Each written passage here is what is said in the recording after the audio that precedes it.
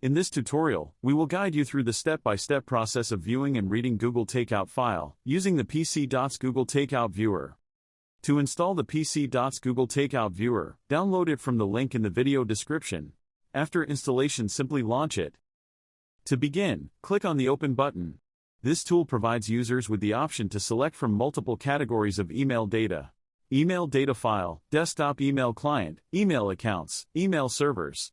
Further, each email category offers users a variety of file types.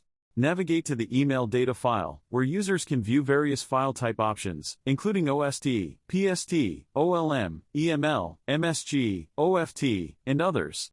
Click on the Google Takeout File option and then select Choose File from a Folder option or Choose Folders option. Select the Google Takeout file, and then click the Open button. A panel showing the entire structure of Google Takeout file will appear on the left. Click on any of the folders to preview its contents. Select an email to see the message.